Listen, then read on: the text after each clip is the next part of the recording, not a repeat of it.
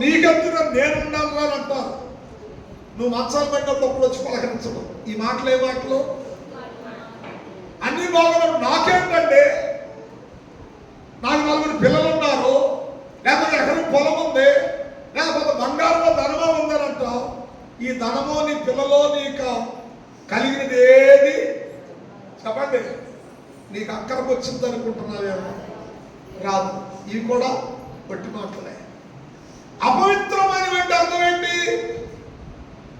అంటే దేవుణ్ణి కించపరిచేవి, దేవునికి అవమానకరంగా మాట్లాడేవి ఏంటంటే దుర్భాషలైనను, బూతులైనను, పోకిరి మాటలైనను, సరసక్తులైనను.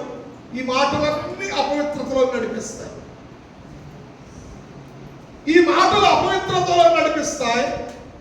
కొన్ని మాటలేమో ఒట్టి మాటలుగా మిగిలిపోతాయి. గొప్పలు చెబుతావు కానీ చెప్పిన దానికి తగినట్లుగా ఉండదు స్థితి. ఈ ఒట్టి మాట.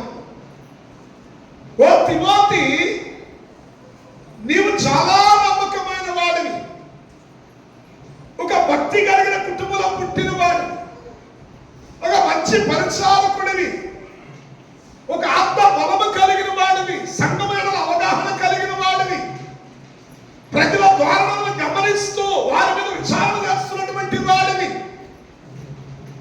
కనుక నీవు ఎలాంటి వాడివి అయి ఉండాలి అంటే ప్రియమైన అపవిత్రమైన వట్టి మాటలకు నువ్వు విముఖుడు అయి ఉండాలి. ఒకటి, అపవిత్రతకు నువ్వు దూరంగా ఉండాలి.